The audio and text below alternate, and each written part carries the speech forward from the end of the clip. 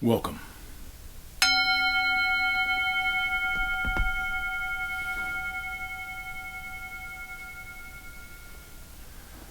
Welcome to Touching the Edge. My name is Drake. Thank you for being part of this process of recognizing when knowledge becomes power. Recognizing that we don't have to be framed by how we're feeling. And one of the most important elements I feel about this stepping into power is recognizing when we're not in it. Recognizing that when we are connecting to things like worry or anger or feeling sorry for ourselves, we're cutting ourselves off from our own power.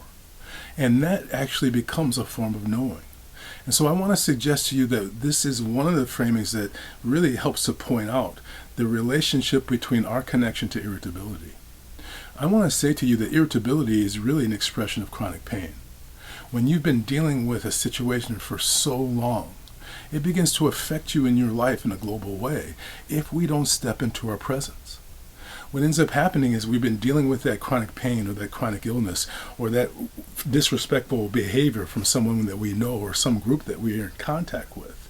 And then all of a sudden that irritability begins to form itself around us. We become like that character from the Peanuts comic strip, Pigpen. You know, he has this cloud of sort of dirt floating around him. That becomes the irritability. And so anything we come in contact with begins to ignite the irritability. But it's really not about that situation. It's like someone coming into a house irritable and finding something that they can be upset about. So I want to suggest to you that irritability is really the need for self-compassion. So it's understandable why you might get cranky at times because you've been going through a lot. So be more compassionate with yourself. Be more patient with yourself. Speak to yourself with kindness. Remember that your nervous system is really your childhood self. So talk to your nervous system. Speak with compassion to yourself. Sometimes in the first person, but sometimes speaking to your childhood self directly. I understand that this has been rough, but we're going to get through this.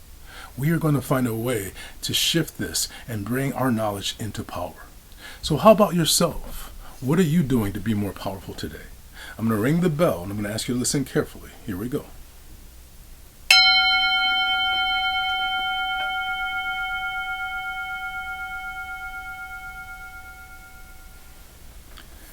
Knowledge becomes power when you find compassion for yourself. Thank you for joining. Please let other people know about these videos. Namaste.